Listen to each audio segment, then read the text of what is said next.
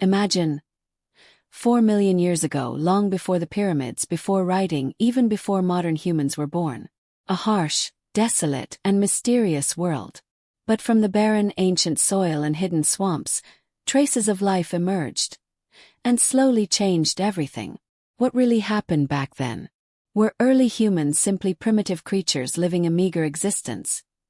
Or were they far more intelligent, more perceptive, and more organized than we ever imagined? This story isn't about fairy tales or fantasy. It's about real discoveries, revealing a different side of our ancestors, a side little known, and nearly forgotten by history. Watch this video until the end. If you think early humans were more powerful than we imagined, or if you have your own theories about their past, share them in the comments. I'm curious. How do you think this story should be remembered? 4 million years ago, in what is now Ethiopia's Awash Valley, a gentle breeze swept across a vast, barren landscape. The sun shone on the dry, cracked earth, highlighting a landscape that seemed desolate and uninhabited. But beneath the silence, life was stirring slowly. Among the thorny bushes and sparse acacia trees, a creature walked upright. It wasn't quite animal, but it wasn't quite human either. It stood only about 3 feet tall with an ape-like face, but its eyes held something different. There was intelligence, there was fear, and there was curiosity. Its name was never known. But in the future, scientists would call it Australopithecus afarensis. This creature was part of a small, nomadic group, following the changing waterways and seasons. By then, a prolonged drought had reduced the main river to a near-dead stream of mud. They traveled long distances, from north to south, searching for a source of water that might save their young. Along the way, a young child, barely able to walk upright, fell behind. He slipped on the slippery edge of the swamp. But that wasn't what stopped the group. What stopped them was a sound. A rumbling sound. A subtle vibration emanating from the ground. They didn't understand what was happening, but they knew danger was approaching. Then the ground in the distance cracked. A thin plume of smoke rose from a crack in the rock. A small eruption from the bowels of the earth occurred. It wasn't a massive explosion, but enough to cause panic. Birds flew, herds of animals fled, and the group of early humans resumed their movement, leaving footprints in the wet mud. Traces that, unbeknownst to them, would remain for millions of years. Those footprints were the ones discovered by a team of archaeologists in 1978. They were found nearly intact in an old layer of soil.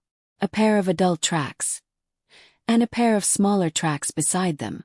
It was as if a mother and herd were walking side by side, in fearful silence. But what surprised the scientists wasn't just the shape of the tracks, but the position and direction of their steps. They weren't moving randomly. They walked in a straight line in a regular pattern, as if following something, or running away. What were they chasing? Or what was chasing them? None of that remains unanswered. But one thing is certain. Those footprints were more than mere footsteps. They were the beginning of a great mystery that would change our understanding of human origins.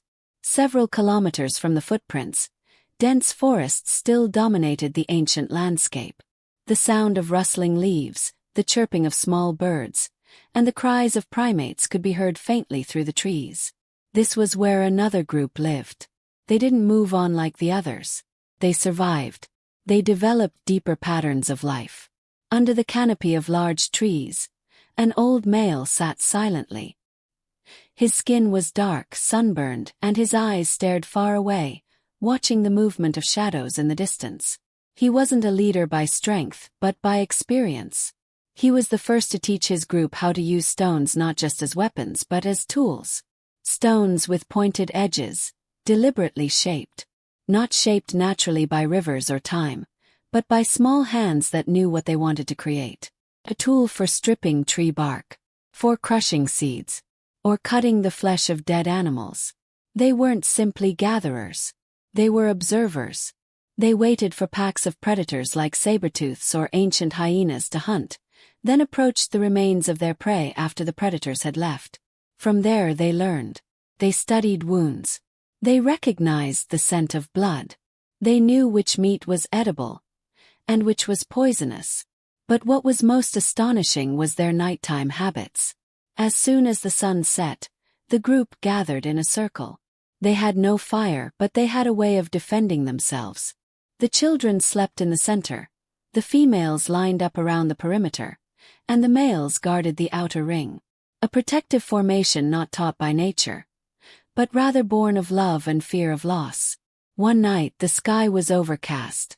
The moon was hidden, and the stars were invisible.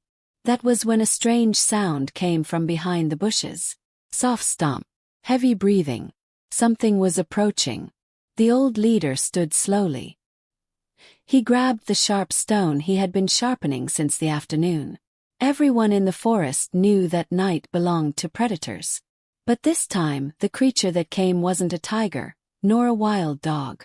Something larger, more serene, but lurking. His eyes stared straight into the darkness, and he didn't move. The children were asleep. The females trembled. But the male stood still like a statue. The shadow approached, but didn't attack. Then it left. The next morning they found something on the edge of their area. Not a carcass. Not a wild animal's footprint. But a rock. A rock that had been shaped. But not by them. The group wasn't alone. In the same forest at the same time, there was another group. A more stealthy group. More skilled. And it seemed they were watching from afar. Was this the beginning of a meeting between the clans? Or a rivalry that would last thousands of years? They didn't know yet. But they began to prepare. The rainy season arrived early that year. The usually dry skies darkened for weeks. The rain poured down heavily, refilling the rivers, but also turning the ground to mud and forcing the creatures to seek higher ground. Groups of early humans began to move, leaving the dense forests for rocky plains, where the trees were sparser and the views more expansive. In this new place they encountered tracks again. Not animal tracks but footprints, long, deep and purposeful. The group realized that another group was also moving. They were not alone in this vast world. And the meeting finally happened. At the edge of a shallow lake, two groups met. They stared at each other from a distance. There were no words, just wary gazes, filled with fear and wonder. Each carried stones and sticks. The children were held tightly by their mothers. The males stood in front. No one knew if this would be a battle, or the beginning of something unprecedented. Then a small child from the first group stepped out of formation. He carried wild fruit in his hand and walked slowly toward the other group. His mother called softly, but the boy didn't stop. He placed the fruit on the ground. Then he stepped back. From the second group, an old woman stepped forward. Hesitantly, she picked up the fruit, smelled its aroma, and smiled. Her teeth were worn away, but her smile conveyed something time couldn't deny. She nodded slowly, then pointed to a nearby pile of tubers. Simple gesture. A form of exchange. The beginning of trade. The beginning of a recognition that one group wasn't a threat, but a mirror of the other. That day, two groups of ancient humans sat close together under an overcast sky. They shared food, observed each other, and for the first time, imitated each other.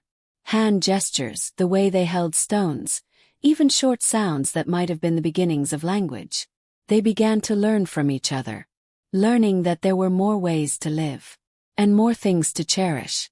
But time marched on. Thousands of years passed. The soil covered all traces. Their bones were buried, their stones buried, and their stories were lost beneath the earth. Until one day, modern humans rediscovered them. Footprints, stone tools, and silent food remains.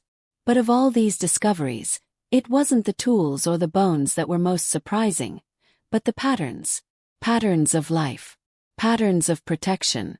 Patterns of cooperation. Which showed one crucial thing.